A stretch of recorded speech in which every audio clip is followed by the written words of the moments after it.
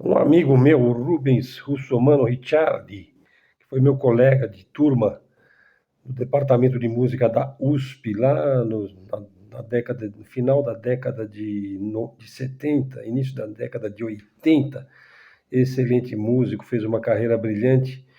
Veja, ele escreveu algo com o qual eu concordo. Ele diz assim: o imperialismo yankee estadunidense culmina num tipo masoquista e voluntariamente submisso de colonizado brasileiro, o qual enaltece o agressor numa verdadeira idolatria bizarra, quer seja em manifestações contra a soberania do nosso judiciário, quer seja consumindo passivamente os gêneros da indústria da cultura yankee estadunidense, o hip rock, o funk, o gospel, o country sertanejo universitário e tal. Então, estamos aguardando o dia da nossa independência. A verdade é a seguinte: a bandeira nacional agora está vermelha, né? Listrada, ela é listrada igual a camisa do tio Sam, ela está vermelha de vergonha, né? É a bandeira da vergonha nacional. Mas veja, vamos estender um pouquinho este assunto hoje, aqui no nosso canal. O canal voltou a se chamar Luz no Fim do Túnel, porque eu estou mais familiarizado com isso daí, e na verdade não é uma aula, né? Eu não posso me colocar professor Helder Araújo, então voltamos àquilo que pode dar certo, né? Veja, há uns anos aí, tem um rapaz aí que parece que pagou para colocar a bandeira listrada vermelha da vergonha aí na Avenida Paulista. Veja, esse tipo é um tipo até bem adaptado à sua geração, né? Ele só queria surfar, fumar seu baseado numa Nice. Depois, por pressão do genitor, né, militar, paraquedista, depois virou deputado. Ele vira policial e depois ele também vira deputado, né, seguindo os passos de seu pai. Logo ele percebe que quem manda na PF aqui no Brasil tem fortes ligações lá com a FBI, com o lobby sionista, né? Encantado agora, finalmente ele vai salvar o Brasil às nossas custas. Quanto é que ele ganha por mês? Quanto é que a gente paga para mantê-lo lá, para ele ficar lá na cama, com os lobistas lá nos States? 130 mil, 140 mil, não sei, alguma coisa por aí. Veja, e a mesma força que fomenta o crime organizado na América Latina vai combatê-lo, veja bem. Nós só teremos vitória contra o crime organizado quando houver um verdadeiro debate, uma verdadeira coalizão de esforços nacionais, né? Aliás, eu falei ontem sobre crime, né? Combate ao crime.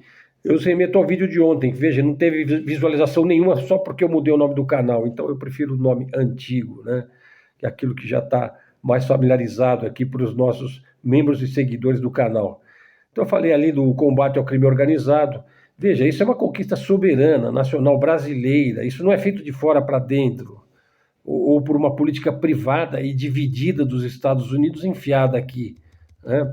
Então, assim, veja, um artigo que eu produzi aqui, com a ajuda também de um amigo meu, que é chinês.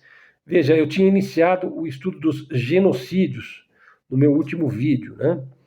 Falei sobre genocídio, aquele medonho, né? Falei sobre se você jogar veneno num cupinzeiro, isso aí é um genocídio de cupins, né? Ou de formigas, né? Se você coloca veneno no formigueiro, isso é um genocídio. Genocídio geralmente se usa para coisas mais antropológicas, né? Para coisas mais humanas. Veja, mas existem diversos tipos de genocídio, né? E nunca são citados os do Ocidente, e nem os do capitalismo, né? Veja, o primeiro grande genocídio norte-americano, yankee estadunidense, foi o extermínio dos bisões, né, dos búfalos, das pradarias do oeste americano, que eram os alimentos dos índios. Então você cortou o alimento de milhares de tribos indígenas. Veja, o capitalismo também fez os maiores genocídios. Os maiores genocídios da história foram feitos pelo capitalismo, sim, quando invadiram a Índia e a China. Esse foi o maior genocídio que houve nos últimos séculos. Veja, a Índia e a China eram as duas maiores economias do mundo. Não havia fome ou insegurança alimentar na China ou da Índia, embora fossem povos que viviam no arado, na enxada, né, que lutavam com espadas. Veja, depois da entrada do capitalismo, do Império Britânico, né, as duas nações se tornaram as mais pobres do mundo. Veja, na China, as plantações foram trocadas por plantações de ópio. Quantos milhões de pessoas morreram só nesse processo aí, das guerras do ópio, depois teve as guerras dos boxers, né? Veja, eu tenho abordado aqui Mao Zedong no meu canal, né, que agora volta a se chamar Luz no Fim do Túnel. O Ocidente acusa Mao Zedong de ter matado 35 milhões de pessoas de fome. Veja, eu estudei sobre como o Ocidente chegou nesse número. A acusação ocidental foi o fracasso do grande salto para frente, que era o nome do programa do desenvolvimento e da libertação da China no período Mao. Veja, o Ocidente sequer menciona o sério problema climático que abalou fortemente as colheitas naqueles anos. Então, o cálculo ocidental foi feito da forma mais esdrúxula possível. Pegaram o gráfico do crescimento da população, viram que a curva tinha um déficit num determinado momento, que é justamente quando se dá o programa Grande Salto para Frente. Então, eles viram que se a curva tivesse seguido normal a sua tendência, se ela não tivesse parado ali, haveria mais 35 milhões de nascimentos. O problema real é que teve menos nascimentos, devido ao esforço nacional, né? E não pelas mortes causadas, né? O que seria o esforço nacional? O povo foi convocado para alavancar a indústria. A China estava num processo de industrialização acelerado na era do Mao. Veja, e de certa forma o indivíduo tinha que deixar o trabalho na agricultura e ir para a indústria, né? Isso aí foi chamado de esforço nacional, grande esforço nacional, né? Veja, novamente, o reducionismo típico dos amantes de gráficos não fazem uma análise mais profunda. Ah, nasceu menos gente, então é porque eles mataram, né? Veja, o grande salto adiante teve erros, sim, teve grandes erros, teve mortes, mas não na quantidade apregoada pela imprensa ocidental. A fome teve diversos fatores, o principal dos quais foi o fator climático. Veja, mas isso não se entende, pois o desejo de depreciar a libertação da China é muito forte, né? Com todos os seus erros e dificuldades advindas do século da humilhação, o grande salto adiante que lançou as fundações da China atual, para ela ir ao encontro de onde está atualmente, né? Então, quis trazer esse tema aqui também. Veja o argumento que se lê nas redes sociais. Eu tenho alguns seguidores também bolsonaristas, né? Eles são muito engraçados. O argumento preferido aí dos filhos bastardos do casal Bolsonaro e Malafaia é tudo petista. Vamos acabar com o PT e o Brasil será a terra prometida por Jeová. Eles acreditam nisso, né? Vamos prender o Lula e seremos felizes para sempre. Veja só, já o prenderam uma vez, né? É complicado. Bom, então eu quero convidar vocês para assistir aqui o meu vídeo de ontem, que não chegou até vocês, que é o Armas Nucleares, Ser ou Não Ser, que é o vídeo de ontem. Não deixa de assistir esse vídeo, hein? Onde eu falo sobre se o Brasil tem armas ou vai ter armas de destruição em massa. Veja, olha aqui, olha outra coisa divertida, veja. Eu era de direita, rezava para o Olavão, surtava com o Molusco, abraçava caminhão, sonhava com os SEALs, o Navy SEALs, né? Tinha pôster do Trump no teto para acordar olhando para ele. Tive um sonho e fui salvo da salvação, né? Ele daí se libertou da salvação. Salve-se você também da salvação Yankee. Ou então continue a seguir aí o slogan, a operação foi um sucesso, apesar de que o paciente morreu. Aí não funciona, pessoal, né? Veja, hoje vou falar também um pouquinho do Milei, né? Veja, com a queda do Milei, claro, ele ainda está de pé, né? Mas está assim meio capengando, né? Vai ficar mais difícil para o Trump e para o J.D. Vance, lá o vice, e o Marco Rubio, que é o imperador do Caribe, né? Enfiarem um neoliberal aqui também. Veja, o ideário aí neoliberal está fadado ao fracasso. Fracassou na Rússia, fracassou no Reino Unido, fracassou nos Estados Unidos, daí migrou para a América Latina, né? Veja, na verdade, assim, o projeto neoliberal deu certo apenas na Ucrânia, né? Na Ucrânia ele deu certo, né? Deu, né? Só para pensar, né? Veja, vamos estender um pouquinho aqui o assunto do capitalismo, né? Depois eu vou voltar no assunto do Milei, né? Veja, tudo tem a ver com informação e desinformação, né?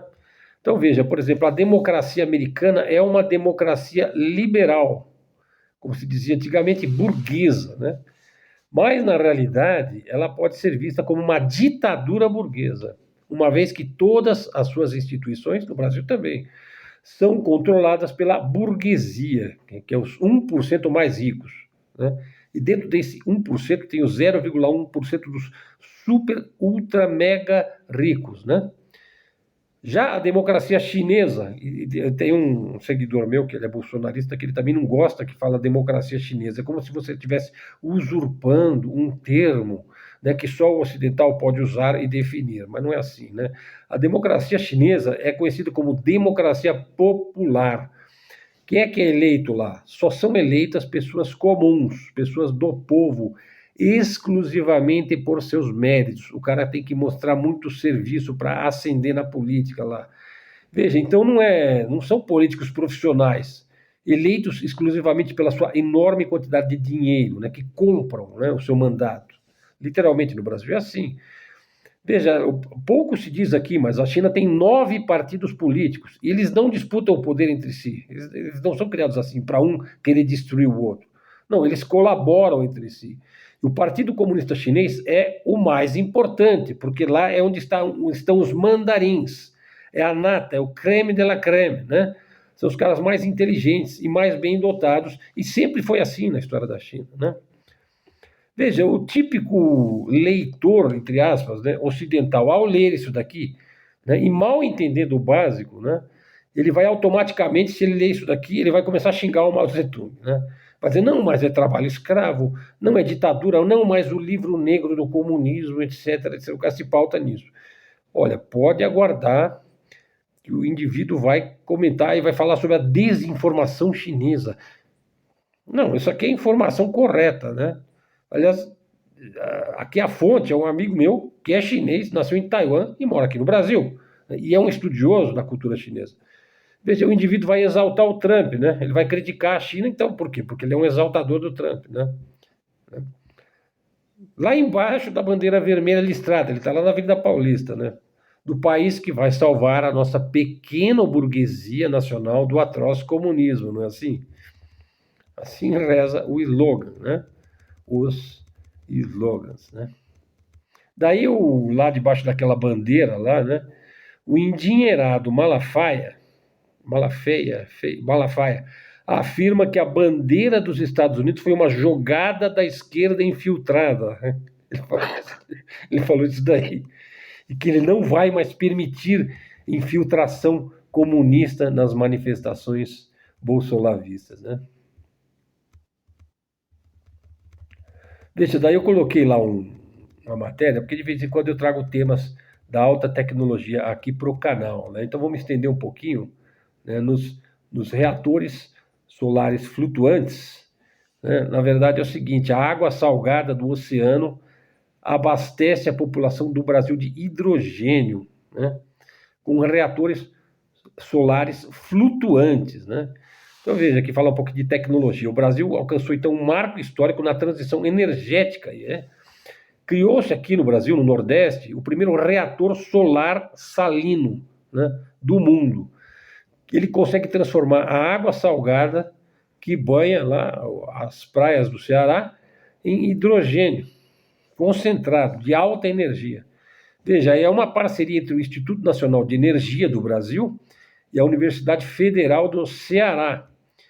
Então, eles desenvolveram lá um protótipo que está a 18 quilômetros da costa de Fortaleza, capital do Ceará.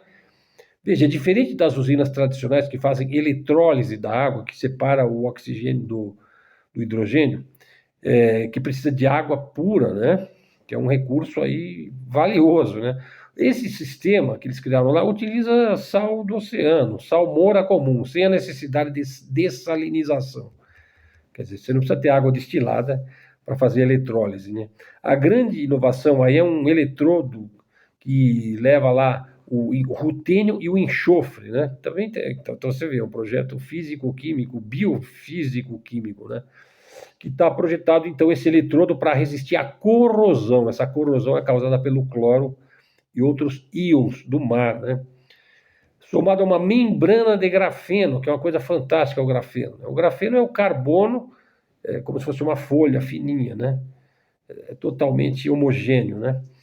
Então tem essa membrana de grafeno em camadas, e aí você cria uma espécie de um catalisador, né? E que é ativado por luz, veja, então ele é ativado por luz ultravioleta, e ele faz essa separação, né, do hidrogênio e do oxigênio. O sistema alcançou 76% de eficiência na produção de hidrogênio, quer dizer, um índice impressionante, né?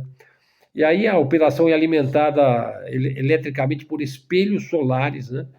Quer dizer, então a energia elétrica para fazer o sistema funcionar é energia solar, né? Então você não precisa de rede elétrica, né? Você não precisa de fio, né? O hidrogênio gerado é comprimido e armazenado em tanques selados e é transportado por dutos que já estão prontos para a indústria siderúrgica e de cimento no interior do Brasil, que vai usar esse hidrogênio, né? Então, assim, o Brasil vai na vanguarda da produção do hidrogênio verde, como é chamado, né? E também outros países, aí o Chile, a África do Sul, já querem adaptar isso daí nas suas indústrias costeiras, né? Então, veja, no momento onde a gente precisa de alternativas sustentáveis, né, o reator solar salino brasileiro representa um grande feito tecnológico, né? E também uma promessa aí de ficarmos independentes do ponto de vista energético, né? E também não polui, né? Então, o hidrogênio produzido a partir da água pode se tornar o combustível do futuro, né? E o Brasil pode se tornar também um, um produtor de tecnologias críticas, né? Aí olha que engraçado, olha, aí veio um indivíduo comentar nessa postagem minha, ele falou, ai que bom, né, que o Biruliro investiu, né? Falei, escuta, mas como assim o Biruliro investiu, né? Investiu nada, né? Não teve incentivo nenhum, na verdade, do governo Bolsonaro. Ninguém cortou mais verbas para pesquisa e desenvolvimento no Brasil do que o Bolsonaro. Por quê? Porque esse pessoal detesta a universidade. Eles falam que a universidade é tudo de esquerda, é tudo comunista, tudo é granchista, tudo é marxista, né? Você vê, o Trump está perseguindo Harvard, a melhor universidade dos Estados Unidos está sendo perseguida, né? Sabe, assim, é um obscurantismo, é uma irracionalidade total, né? Na verdade, assim, a neodireita brasileira, ela odeia profundamente as universidades, né? Na verdade, assim, nesse projeto só teve dinheiro federal depois de 2024. Na verdade, o projeto foi assim: o governador lá do Ceará era o Camilo Santana, que aliás é do PT. O pessoal detesta o PT, mas o PT não é só gente ruim, não. Tem grandes quadros também. Nada é simples, pessoal. Nada é preto no branco, tudo é complexo.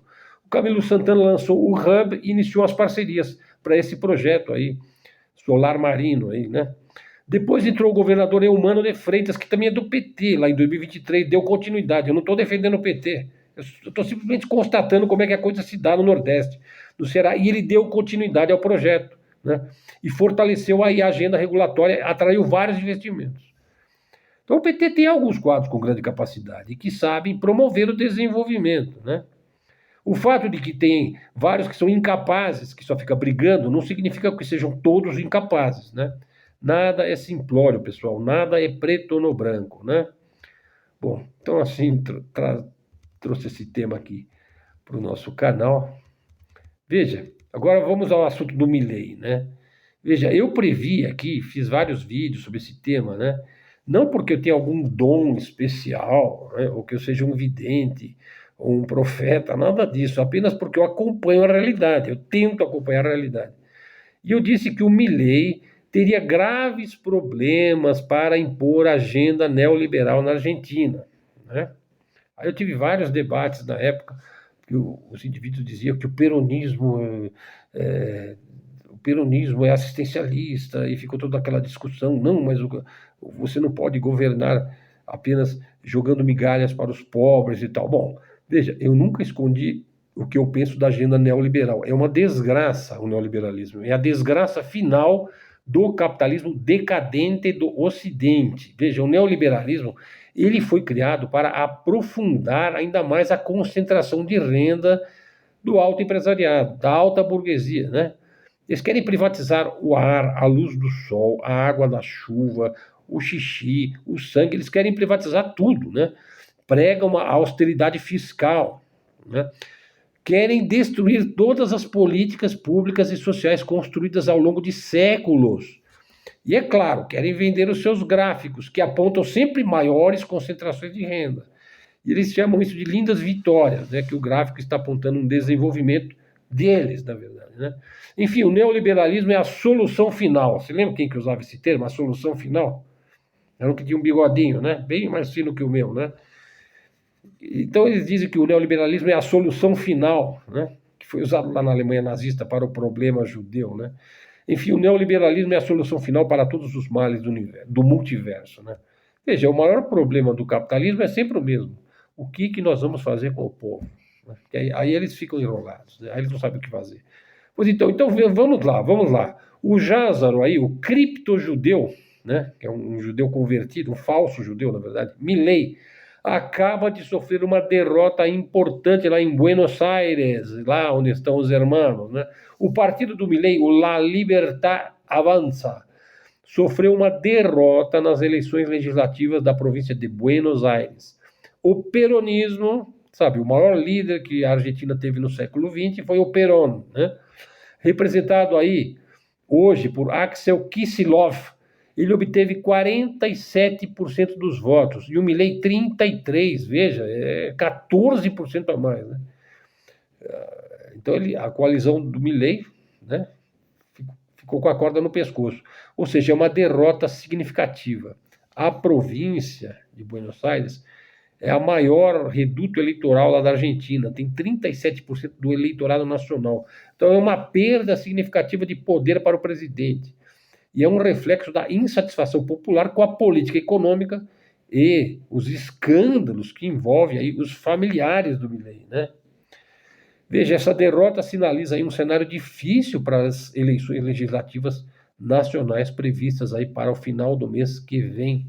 Veja, eu estou feliz com isso? Não estou feliz, eu estou triste, porque aqui no Brasil a máfia sionista e norte-americanista, que está de plantão aí, né, com bandeira na Avenida Paulista, quer enfiar isso daí aqui também. Esse neoliberalismo quer enfiar aqui também, né? Talvez eles queiram trazer o Milei para ser eleito aqui, né? Eles querem impor aqui aquilo que já fracassou nos Estados Unidos, já fracassou no Reino Unido, já fracassou na Rússia. Então vamos à análise geopolítica. Veja, eu disse que fracassou. Veja a Rússia. A Rússia se livrou parcialmente disso daí, né? Era um país capitalista, né? E que foi liberalizado lá depois da queda da União Soviética e que passou lá uma década terrível, né? Mas graças à sua grande capacidade, ela conseguiu se livrar parcialmente disso daí, graças à sua grande capacidade de formar engenheiros de alto nível, né? Ela investe em educação, em tecnologia, né?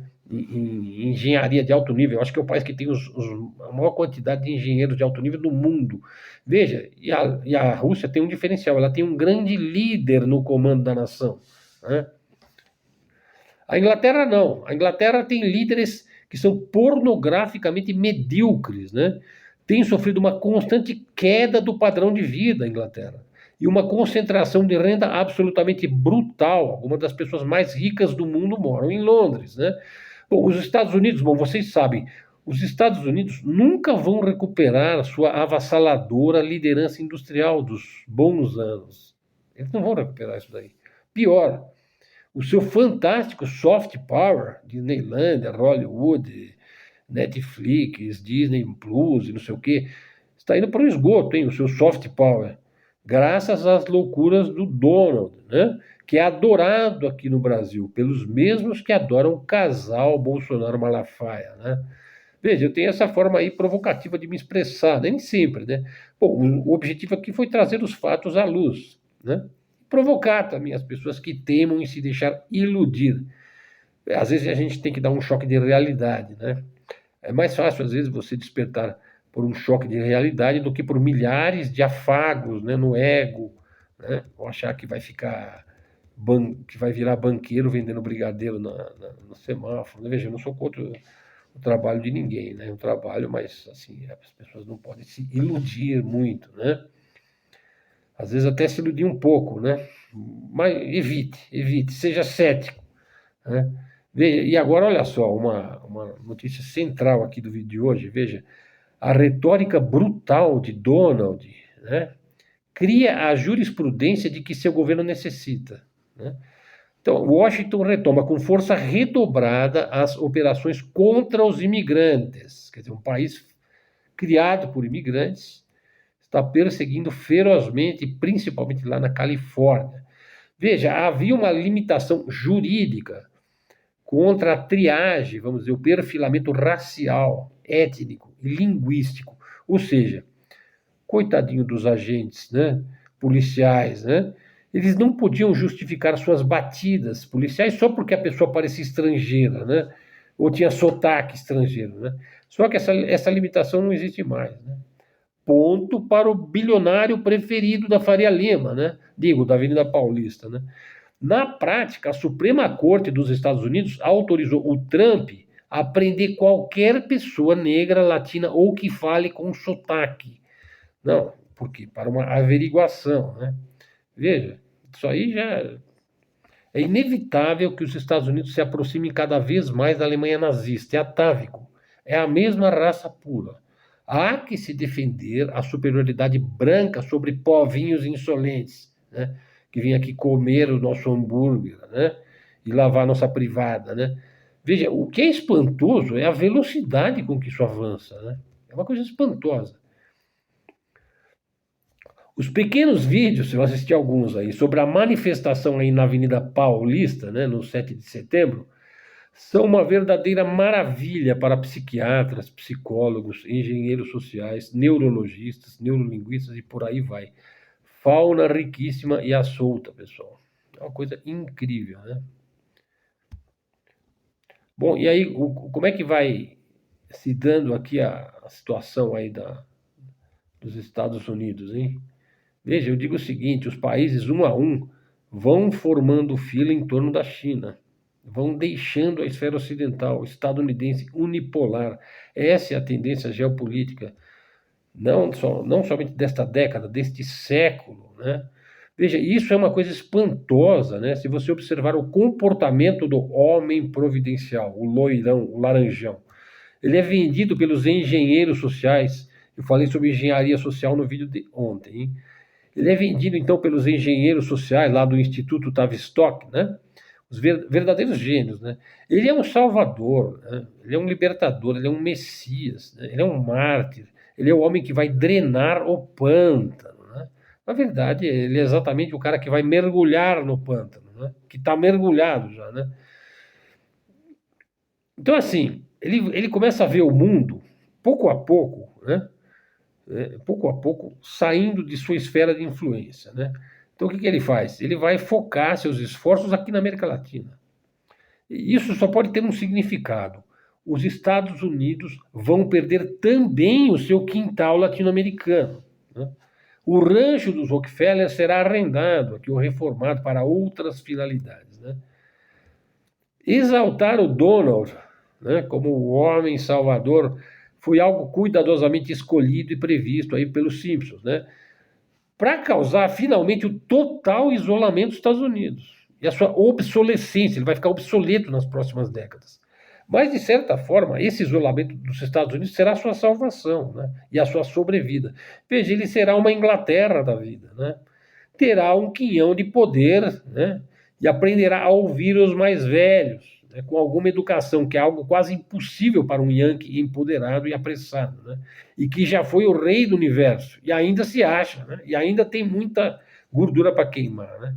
Veja, você só entende a geopolítica se passar a ver o mundo não em anos, mas em décadas.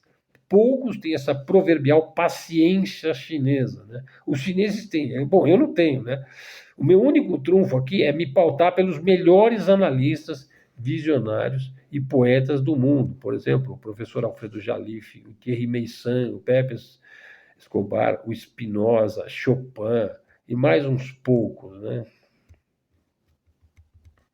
Pessoal, para falar do Estado lá sionista, né? Só para avisar, ninguém, exceto a guerrilha Houthi, fará algo de efetivo contra o mórbido Estado genocida, né? O sacerdote negro da bruxaria, do pentágono, quer dizer, do pentagrama, né?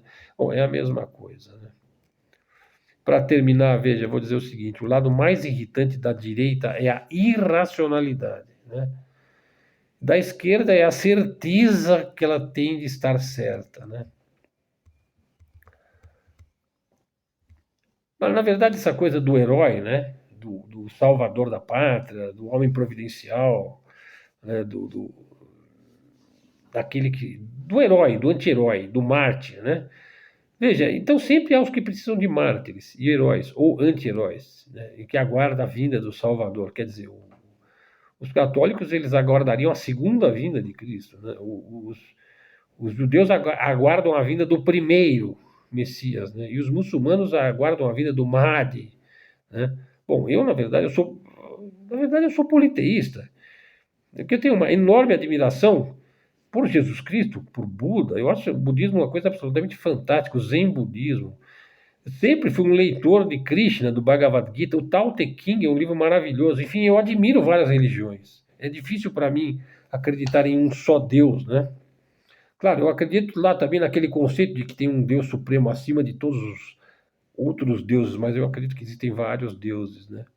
Bom, mas voltando ao nosso assunto aqui, ó, sempre há os que precisam de mártires e heróis. O ser humano precisa de modelos, né?